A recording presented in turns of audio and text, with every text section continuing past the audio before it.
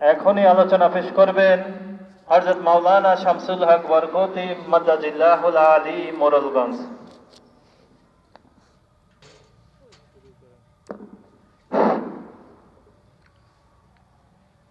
আসসালামু আলাইকুম ওয়া রাহমাতুল্লাহি ওয়া বারাকাতুহু। আলোচনার শুরুতেই সকলকে দৃষ্টি আকর্ষণ করে বলতেছি, আমরা যারা মাঠে ঘাটে দোকান পাটে অযথা সময় নষ্ট করতেছি, চলে আসুন মাহফিলের ময়দানে। জীবনে অনেক সময় পাবেন, আপনি দোকানে সময় দিতে পারবেন, আপনি বিভিন্ন কথা মানুষের সাথে বলতে পারবেন, কিন্তু এই রিয়াদুল জান্নাহ বেহেশতের বাগিচা আপনি সামনে পাবেন না, অন্য জায়গায় পাবেন কিন্তু এখানে পাবেন না। সময়কে মূল্যায়ন করেন। আসেন, এখনো যারা বাড়িতে বসে আছেন অযথা সময় নষ্ট করতেছেন, চলে আসুন মাহফিলের ময়দানে। জীবনে বিবির সাথে অনেক কথা বলতে পারবেন, কিন্তু এই সুযোগ সব সময় হয় না, আর আপনি ইচ্ছা করলেও পাবেন না। আর অনুরোধ করব না, যারা যদি মুসলমানের সন্তান হই, আসুন ময়দানে চলে আসি। ইন্নাল হামদালিল্লাহ নাহমাদুহু ওয়া নাস্তাঈনুহু ওয়া নাস্তাগফিরুহু ওয়া নাউযু বিল্লাহি মিন শুরুরি আনফুসিনা ওয়া মিন সাইয়্যাতি আ'মালিনা। من يهده الله فلا مضل له ومن يضلله فلا هادي له ونشهد أن لا إله إلا الله وحده لا شريك له ونشهد أن سيدنا وحبيبنا ومولانا محمد صلى الله على آله وأصحابه وبارك وسلم. فقد قال الله تعالى في كلامه المجيد وفرقان الحميد: أعوذ بالله من الشيطان الرجيم. بسم الله الرحمن الرحيم. إن أكرمكم عند الله أتقاكم. صدق الله العظيم. وقال رسول الله صلى الله عليه وسلم: إنما الأعمال بالنيات. إن الله وملائكته يصلون على النبي يا أيها الذين آمنوا صلوا عليه وسلموا تسليما. اللهم صل على سيدنا ونبينا وشفينا وحبيبنا ومولانا محمد صلى الله على آله وأصحابه وبارك وسلم. بلغ العلا بكماله كشف الدجى بجماله حسنت جميع خصاله صلوا عليه وآله. الحمد لله. সিস্তিয়া দরবার শরীফ বিশ্ব ফকির মঞ্জিল খাজা মাইনুদ্দিন সিস্তি আজমির রহমাতুল্লাহ এর ওফাত দিবস উপলক্ষে 6 দিন ব্যাপী ওয়াজ ও দোয়ার মাহফিলের আজকে চতুর্থ দিনের সম্মানিত শ্রদ্ধা ভাজন সভাপতি হযরত উলামায়ে কিরাম, আমার সামনে প্রাণপ্রিয় মুসলমান ভাইরা, পর্দার আড়ালের ভদ্র সমাজের মাইকের আওয়াজ যে যেভাবে শুনতেছেন সবাইকে আন্তরিক সালাম এবং বাংলার জাগ্রত কবি মোহাম্মদ শাহজামাল চিশতি সহ সবাইকে আন্তরিক সালাম। আসসালামু আলাইকুম ওয়া রাহমাতুল্লাহি ওয়া বারাকাতুহু। ভাইরা আমার, এই পৃথিবীর বুকে আল্লাহ রাব্বুল আলামিন জিন জাতি আর মানব জাতি ইবাদত করার জন্য সৃষ্টি করেছেন। আরশে আজিমের মালিক বলেন, ওয়ামা খালাকতুল জিন্না ওয়াল ইনসা ইল্লা লিয়াবুদুন। রব্বুল আলামিন বলেন, জিন জাতি আর মানব জাতি আমি ইবাদত করার জন্য সৃষ্টি করেছি। মুফাসসিরগণ বলেছেন, ইবাদত যদি বুঝতে হয় তাহলে রাসূলুল্লাহ সাল্লাল্লাহু আলাইহি ওয়াসাল্লামের জীবনী থেকে শিক্ষা অর্জন করতে হবে। বিশ্বনবী এখন নাই, ওয়ারাসাতুল আম্বিয়া আমার পূর্বেই মাস্টার সাহেব সুন্দর কথা বলেছেন যে ইন্নাল উলামা ওয়ারাসাতুল আম্বিয়া, আলেম উলামা হচ্ছেন নবীদের ওয়ারিস। তাদের জবান থেকে কথাগুলো শুনতে হবে আর মানতে হবে।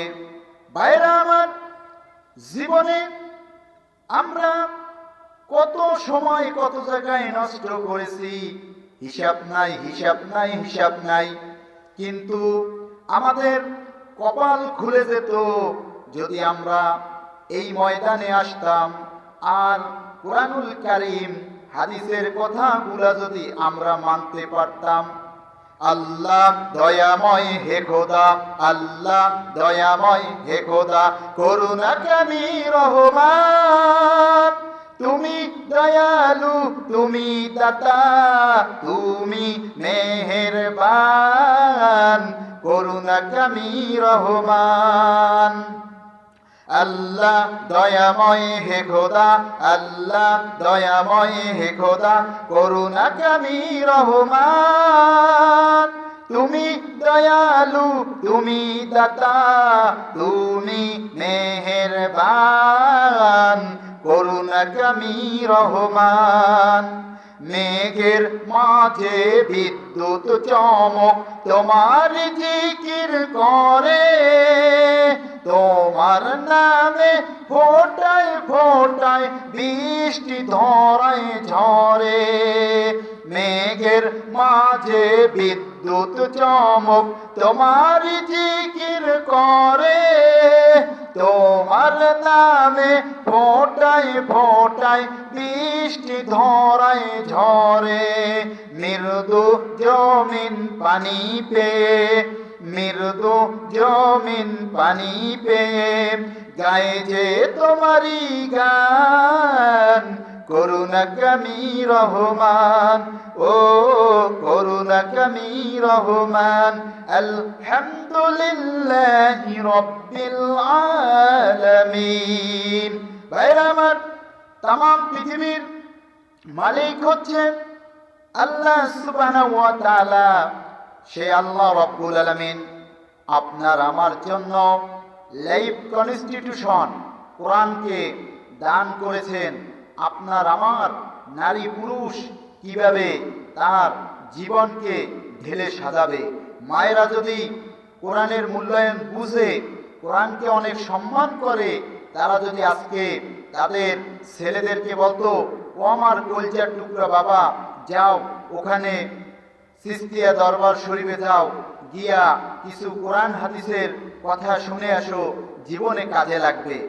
কারণ আপনার ছেলে যদি এই কোরআনের কথাগুলো শোনে, আপনাকে বুড়ো বয়সে বেশি সম্মান করবে, খেতে দিবে, পড়তে দিবে, এবং অনেক যে সম্মান আপনি ছেলের কাছে চান নাই, আপনাকে তার চেয়েও বেশি সম্মান করবে। আর আপনার ছেলে যদি কোরআন হাদিস না শোনে, যদি মমতাজের গান ফাইটে যায়, ছিড়িয়ে যায়, এইগুলো যদি শোনে তাহলে বুড়ো বয়সে ভালোই সম্মান পাবেন, অপেক্ষা করতে থাকেন। ভাইরা আমার, আল্লাহ রাব্বুল আলামিন পবিত্র কুরআনুল কারীমের ভিতর জানিয়ে দিয়েছেন, ইন্না আকরামাকুম ইনদাল্লাহি আতকাকুম। আরশে আজিমের মালিক বলেন, নিশ্চয়ই ডেফিনিট এই আমার কাছে ওই ব্যক্তি বড় সম্মানিত যার হৃদয়ের ভিতরে আছে আল্লাহর ভয়। যেই নারী, যেই পুরুষ যার হৃদয়ের ভিতরে থাকবে আল্লাহর ভয়, ওই ব্যক্তি আল্লাহর কাছে সবচেয়ে দামি মানুষ। কোটি দামি আল্লাহর কাছে দামি হতে কোটি টাকা লাগে না, বাড়ি লাগে না, বড় কিছু হওয়া লাগে না। যদি আল্লাহর ইবাদত করতে পারেন, আর যদি মায়েরা, বোনেরা, প্রিয় বাবাজিরা যদি তাকওয়া অর্জন করতে পারেন, কাল কিয়ামতের ময়দানে আল্লাহর কাছে আপনি হবেন সম্মানিত। রেখো না মনেতে ভয় বান্দা খোদার, দূর হয়ে যাবে বাধা সব। তোমার আমার এক মালিক আছেন, আছেন আমাদের রব, আছেন আমাদের রব। আল্লাহ রাব্বুল আলামিন আল্লাহ তাআলা সূরা মায়েদার 2 নম্বর আয়াতের মধ্যে বলছেন, ওয়া তাআওয়ানু আলাল বিররি ওয়াত তাকওয়া ওয়া লা তাআওয়ানু আলাল ইসমি ওয়াল উদওয়ান ওয়াত্তাকুল্লাহ ইন্নাল্লাহা শাদীদুল ইকাব। আল্লাহ তাআলা বলেন, হে নারী, হে পুরুষ, মাইকের আওয়াজ যে যেভাবে শুনতেছো কথাগুলো খেয়াল করে শোনো, খেয়াল করে শোনো, খেয়াল করে শোনো। কাল কিয়ামতের ময়দানে তুমি আল্লাহর কাছে তাহলে সম্মানিত হতে পারবা।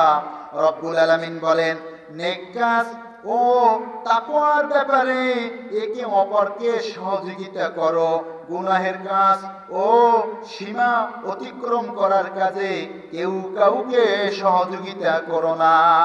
আল্লাহর কথা, সরল অনুবাদটা যদি আপনি শোনেন, এতে আর ব্যাখ্যা লাগে না, আপনি বুঝতে পারবেন আপনার জীবন আপনি কেমন সাজাইতেছেন। ভাইরা আমার, আল্লাহ তাআলা বিশ্ব নবীকে মুহাম্মদুর রাসূলুল্লাহ সাল্লাল্লাহু আলাইহি ওয়াসাল্লামকে লক্ষ্য করে বলেন, ওয়ামুর আহলাকা বিস-সালাতি ওয়াসতাবির আলাইহা লা নাসআলুকা রিজকা নাহনু নারযুকুকা ওয়াল আকিবাতু লিত-তাকওয়া।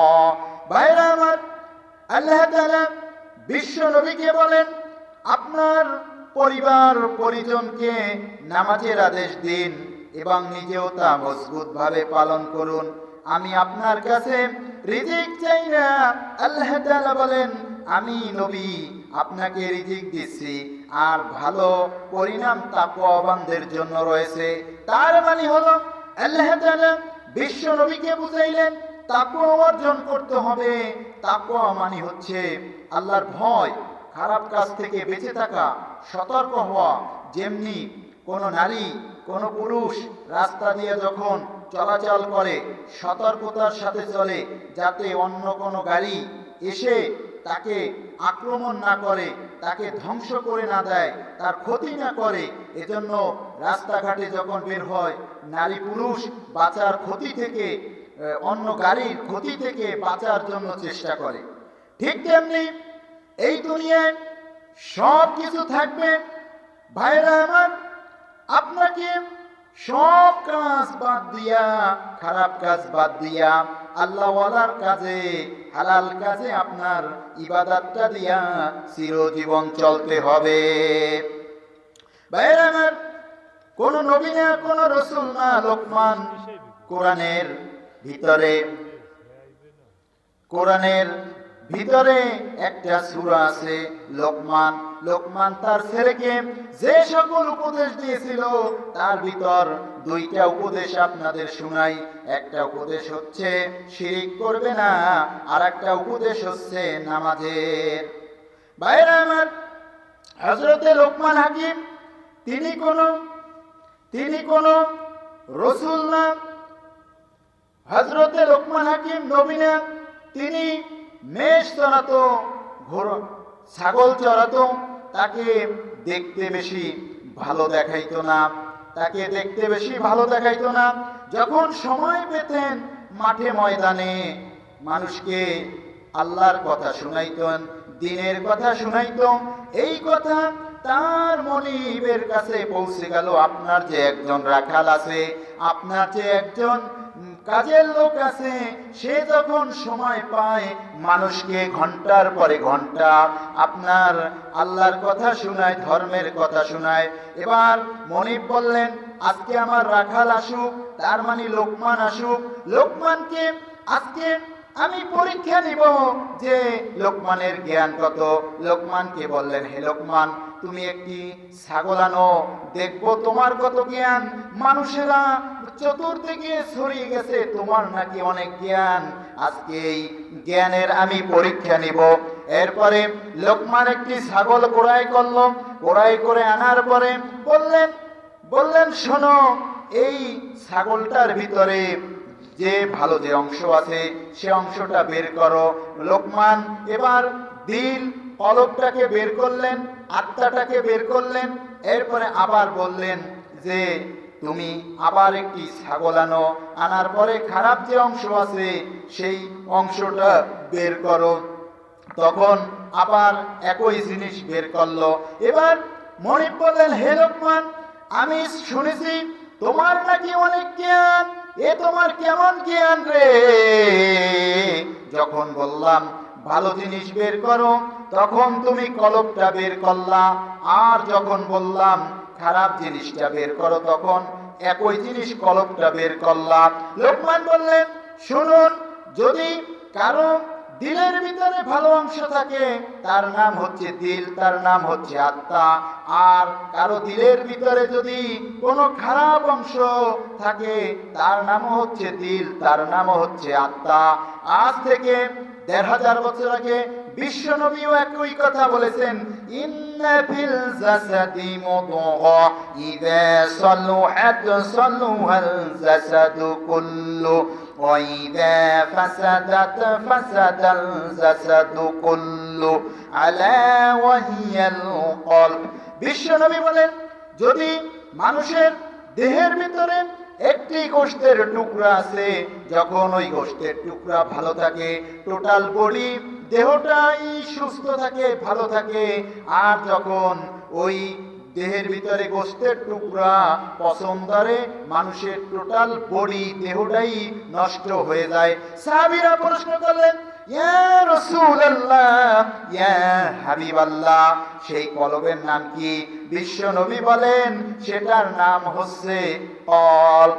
সাহাবীরা প্রশ্ন করলেন যে সেই টুকরার নাম কি, গোশতের নাম কি? বলছেন সেই গোশতের নাম হচ্ছে কলব। এজন্য আমার উস্তাদ বলতেন, হলদিয়া পাখি সোনালি বরণ, হলদিয়া পাখি সোনালি বরণ, পাখিটি সারিল কে, পাখিটি সারিল কে। পাখিটি সারিল আল্লাহ তাআলা। হে নারী, হে পুরুষ, যেদিন এই দেহ থেকে আত্মা বের হয়ে যাবে, কেউ বলে পাখি, কেউ বলে চান, কেউ বলে পরাণ, কেউ বলে আত্মা, কেউ বলে কলব। এই জিনিসটা যখন বের হয়ে যাবে, তুমি আর কথা বলতে পারবে না। ভাইরা আমার, আজকে যদি আমরা এর গুরুত্ব বুঝতাম, তাহলে দোকানে পাটে আমরা বসে থাকতাম না। কত মানুষ ঘন্টার পরে ঘন্টা দোকানে বসে থাকে, চায়ের আড্ডায় বসে আছে, পান খাচ্ছে, কত কিছু খাচ্ছে, কিন্তু তাফসীর মাহফিলে তার মনে আসতে চায় না। আমরা কাল কিয়ামতের ময়দানে আল্লাহর কাছে জবাব দেওয়া লাগবে। যদি বলেন আল্লাহ আমি নামাজ পড়ব কি দিয়া, আমি আমি আমি সূরা কালাম জানি না। তখন আল্লাহ তাআলা এই হয়তো বা এই মাহফিলটা দিয়েও বলবে ওইখানে কোরআন হাদিসের আলোচনা হয়েছিল, ও বান্দা তুমি কি গিয়েছিলা, ও বান্দা আল্লাহর কাছে কি জবাব দিবা। ভাইরা আমার, এই পৃথিবীতে কেউই থাকতে পারবো না, পৃথিবী থেকে চলে যেতে হবে। ইমাম ইবনে তাইমিয়া বলছেন এই দিল হচ্ছে তিন প্রকার, সুস্থ দিল, অসুস্থ দিল, মৃত দিল। এর ব্যাখ্যা ইউটিউবে আমি অনেক আলোচনায় দিয়েছি, আলোচনা খোঁজ করলে অবশ্যই আপনারা পাবেন। ভাইরা আমার, এই পৃথিবীতে আল্লাহ তাআলা আপনাকে আমাকে সৃষ্টি করেছেন তার ইবাদত করার জন্য। সেই ইবাদত আপনি কতটুকু করেছেন? ঈমান আনতে হবে। ঈমান মানে হচ্ছে বিশ্বাস করা। ঈমানের পরে আপনাকে যদি নামাজে রক্ত আসে নামাজ পড়তে হবে। সেই নামাজের আজকে অবস্থা কি? মাথার চুল পেকে সাদা হয়ে গেল, শরীরের চামড়া ঢিলা ঢালা হলো। নাতির বয়সী ছেলে সে বলে দাদু আজান হয়েছে মসজিদে চলো। কয় যাও যাও যাও তুমি নামাজ পড়ো। সমাজে যারা নামাজ পড়ে তারা কত ভালো আমি জানি, আর নামাজ কখন পড়া লাগবে তাও আমি জানি।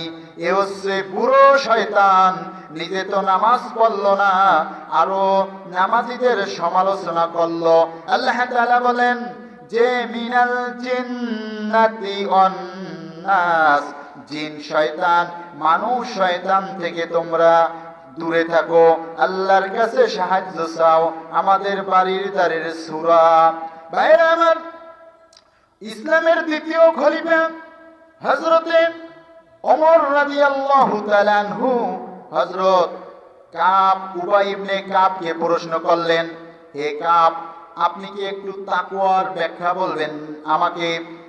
উবাই ইবনে কাব বলেন, শুনেন, আপনি কি কখনো এমন রাস্তা নিয়ে চলেছেন যেই রাস্তায় কাঁটা থাকে? বলছে হ্যাঁ অবশ্যই আমি চলেছি। বলছে তখন আপনি কি করেন? বলছে তখন আমি আমার জামা কাপড়গুলা এমন ভাবে আঁটো ধরি যাতে কাটার দাগ আমার গায়ে না লাগে। এবার উবাই ইবনে কাব বলেন, ঠিক তেমনি আপনার জীবন এমনি ভাবে সাজাবেন যাতে সমাজের কোনো পাপ আপনার দেহে না লাগে।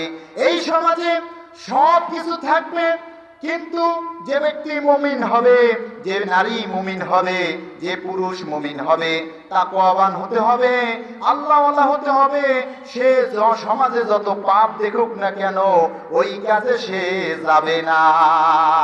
ভাইরা আমার, অবশ্যই আল্লাহর কাজ করতে হবে, ইবাদত করতে হবে, তাকওয়া অর্জন করতে হবে।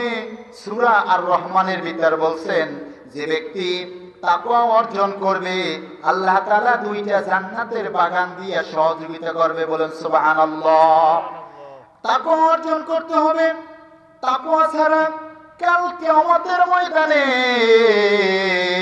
ও নারী ও পুরুষ সম্মানিত হতে পারবে না। আল্লাহ তাআলা বিশ্বনবী হাদিসের ভিতর বলছেন যে দুইটা জিনিস আল্লাহর কাছে বেশি ভারী হবে, একটা হচ্ছে সৎ চরিত্র আর একটা হচ্ছে খোদাভীতি, তার নাম হচ্ছে তাকওয়া। বলুন সুবহানাল্লাহ। ভাইরা আমার, আজ থেকে ১৫০০ বছর আগে আল্লাহ তাআলা সূরা আরাফের ৯৬ নম্বর আয়াতে কি সুন্দর মতো বলছেন, আজও যদি আলেম উলামা সাধারণ মানুষ এই আয়াত মেনে চলে এই জমিনে শান্তি আসবে। বলুন সুবহানাল্লাহ। সেই আয়াতখান আপনাদের আমি শুনাইতেছি। ওয়ালাউ আন্না আহলাল কুরআ আমানু ওয়াত্তাকাউ লাফাতাহনা আলাইহিম বারাকাতিম মিনাস সামাই ওয়াল আরদ। আল্লাহ তাআলা বলেন পবিত্র কুরআনুল কারীমের ভিতরে যদি জনপদের লোকেরা, সমাজের লোকেরা আমার প্রতি ঈমান আনে আর যদি আমাকে ভয় করে চলে, তাহলে আমি আসমানের সকল বরকতের দরজা খুলে দিব। বলেন সুবহানাল্লাহ। এই পৃথিবীর বুকে আজকে আলেম ওলামা যদি এই জিনিসটা যদি মানে, সাধারণ মানুষ মানে, তাহলে খাদ্যের কোনো অভাব হবে না। ঈমান আনতে হবে সাহাবায়ে কিরামের মতো ঈমান আনতে হবে। আপনারা জানেন প্রিয় ভাইরা আমার, কলজার টুকরা ভাইরা আমার, আপনারা জানেন যে ইসলামের প্রথম শহীদ মহিলাকে সুমাইয়া রাদিয়াল্লাহু তাআলা আনহা, তিনি ঈমান গ্রহণ করলেন। ঈমান গ্রহণ করার পরে ওই সময়ের ওই যুগের নব্য কাফেররা বলল, আবু জেহেল সহ, তুমি যদি ঈমান ছাড়ো আর যদি নাচের আড্ডায় নাচো, সুমাইয়া তুমি যা চাবা তাই দেব, কিন্তু আমি একটা কথা বলি, তুমি ঈমান ছাড়ো, না হলে বড় বিপদ আসবে। বলেন নাউজুবিল্লাহ, একটু বলেন নাউজুবিল্লাহ। ভাইরা আমার, তখন সুমাইয়া বললেন, না রে আবু জেহেল, আমি ঈমান ছাড়বো না, কিন্তু তোদের কথা মানবো না। এক পর্যায়ে অনেক আবু জেহেল সহ নেতারা বহুত বুঝাইলো, কিন্তু সুমাইয়া ঈমান ছাড়লো না। কিতাবের ভিতর আসছে যে আলিম শ্রেণীতে পড়েছি যে সুমাইয়াকে আবু জেহেল নির্মমভাবে তার লজ্জা স্থানে আঘাত করে হত্যা করলো।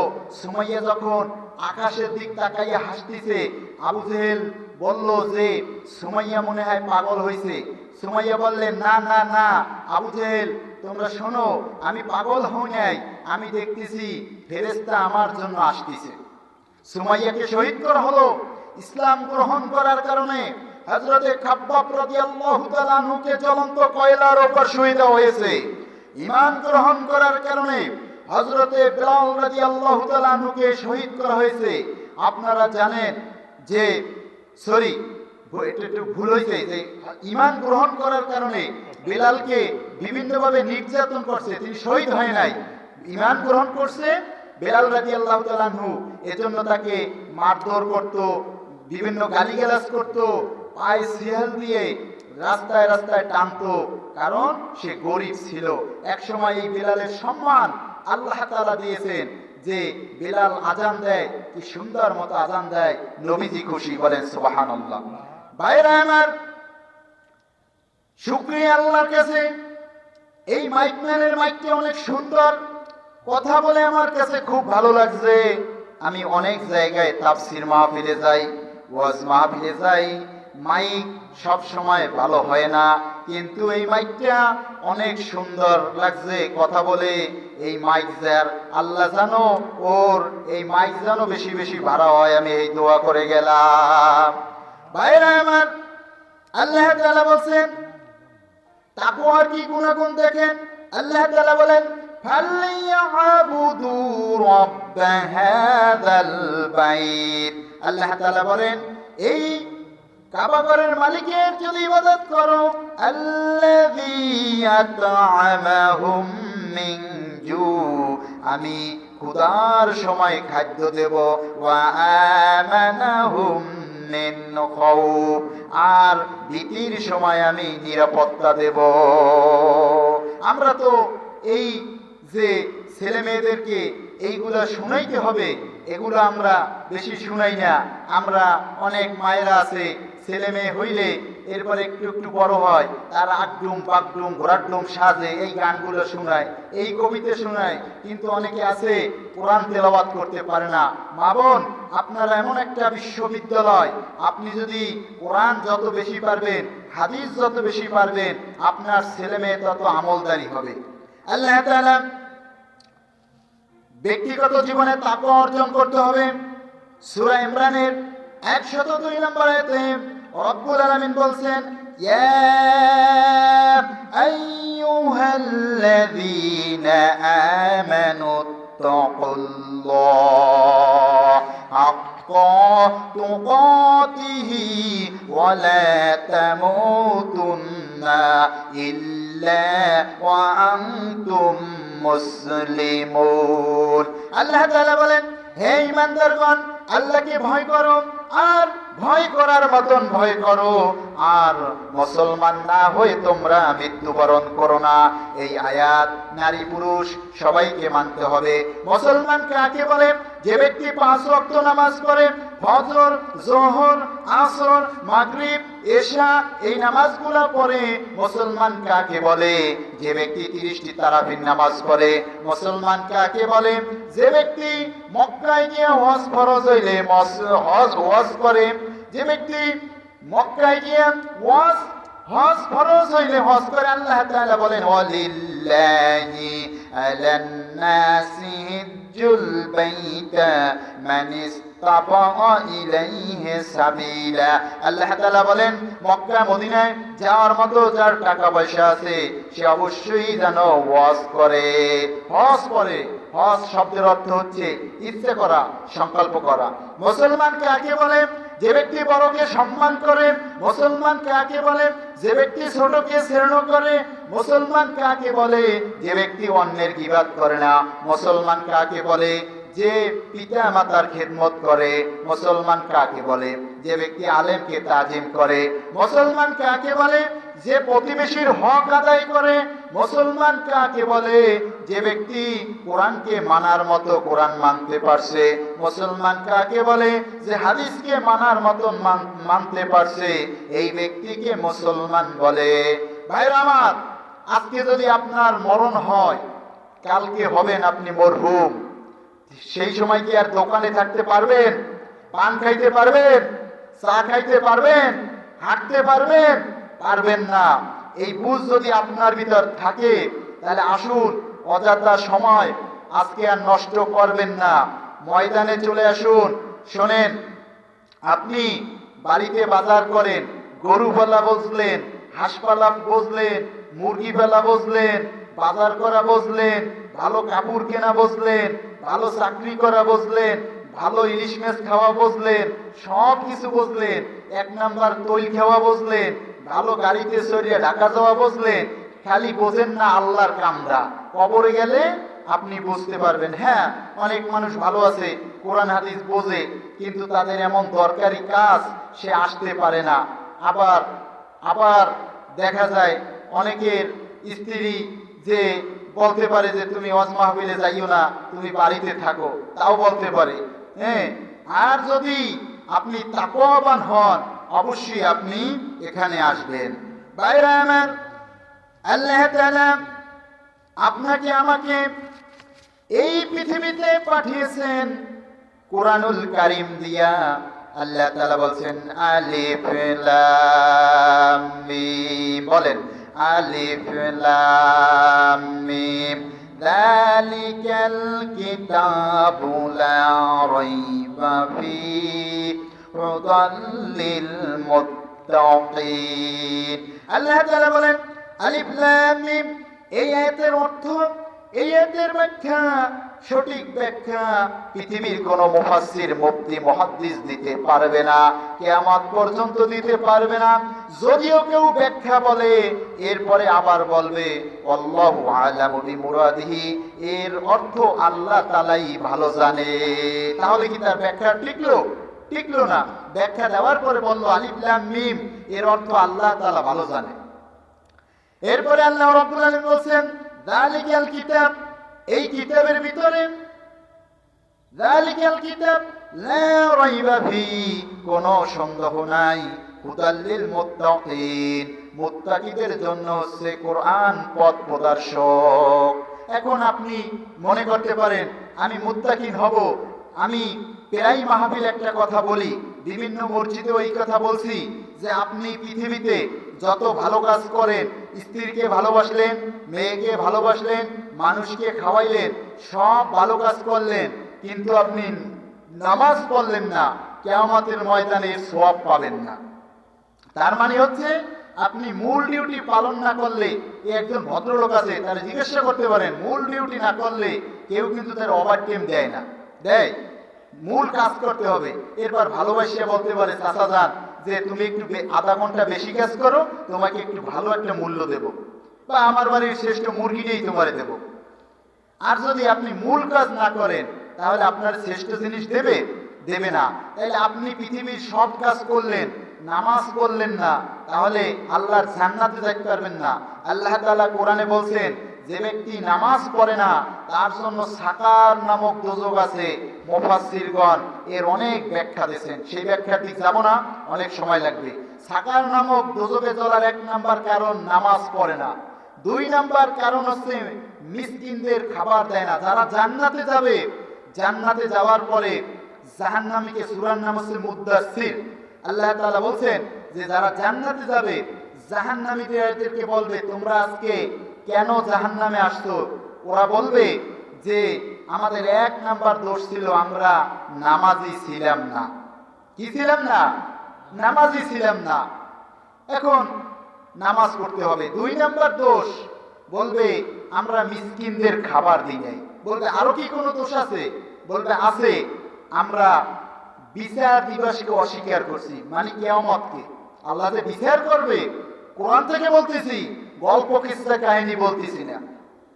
এরপরে 4 নাম্বার দোষ বলবে আমরা মানুষের দোষ ছিল না, মিথ্যা মিথ্যা দোষ বানাইয়ে বানাইয়ে বলছি, এজন্য আজকে এই সাকার নামক দোজখে চলতেছি। মায়েরা, বোনেরা, সুন্দর করে শুনবেন, আপনাদের নামাজ পড়তে হবে।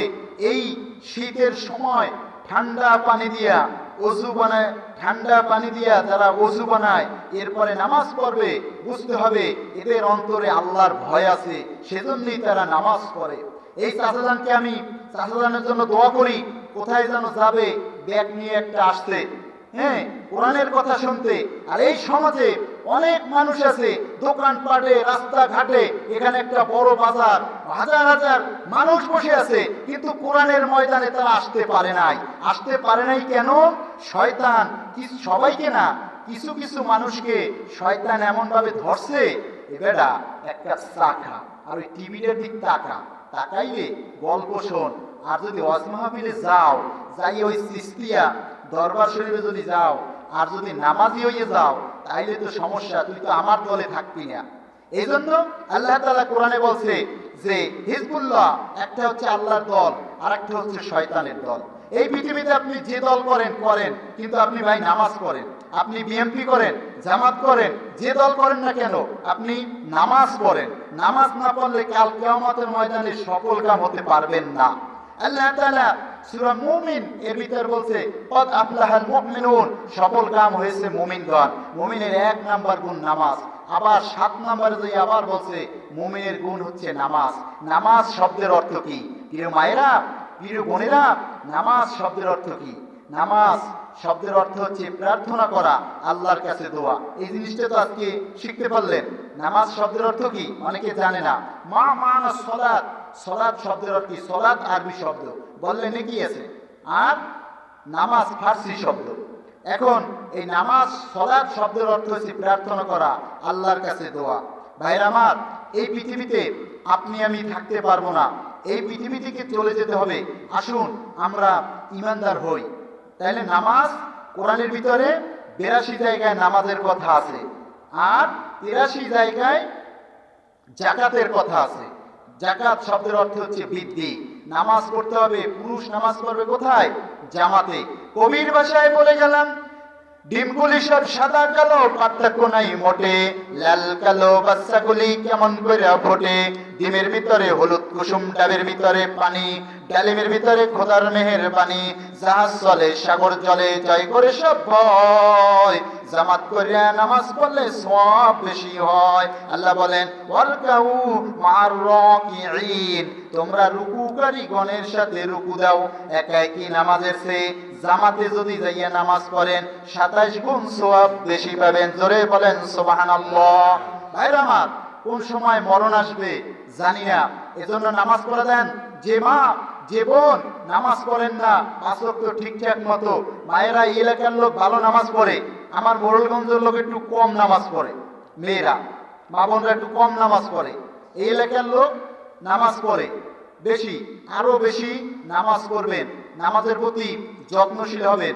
মায়েদের একটা বড় দোষ আছে, তা হচ্ছে ওক্ত সরিয়ে গেলে নামাজ পড়ে অনেকে, কাজের ঠেলায় এত কাজ, এই কাজের ঠেলায় অনেকে সময় মতো টাইম মতো নামাজ পড়তে পারে না, এই দোষটা অনেকের আছে। এই দোষটা ত্যাগ করতে হবে। নামাজ আপনাকে আমাকে অবশ্যই পড়তে হবে। এই নামাজ আপনি কতক্ষণ পড়বেন? যতক্ষণ আপনার মৃত্যু না আসবে ততক্ষণ নামাজ পড়বেন। জিকির করেন সুবহানাল্লাহ ওয়ালহামদুলিল্লাহ লা ইলাহা ইল্লাল্লাহ। শূন্যের উপরে তারকারাজি, রবি শশী আর মেঘমালা, তারা সবাই এই সুরে হয় আপন হারা। সুবহানাল্লাহ আলহামদুলিল্লাহ লা ইলাহা ইল্লাল্লাহ, সুবহানাল্লাহ আলহামদুলিল্লাহ লা ইলাহা। ফুল বাগিচায় বলেন, ফুল বাগিচায় ফুলগুলি সব, ফুল বাগিচায় ফুলগুলি সব এই সুরে হয় আপন হারা। সুবহানাল্লাহ আলহামদুলিল্লাহ লা ইলাহা। সুবহানাল্লাহ সুবহানাল্লাহ সুবহানাল্লাহ সুবহানাল্লাযী আমারে বানাইছে আল্লাহ কবরের আসামি। সুবহানাল্লাহ সুবহানাল্লাহ সুবহানাল্লাহ সুবহানাল্লাযী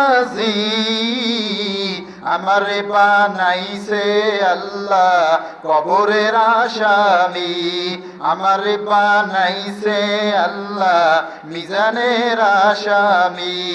সুবহানাল্লাহ সুবহানাল্লাহ সুবহানাল্লাহ সুবহানাল্লাযী আমারে আল্লাহ বানাইছে হাসরের আসামি।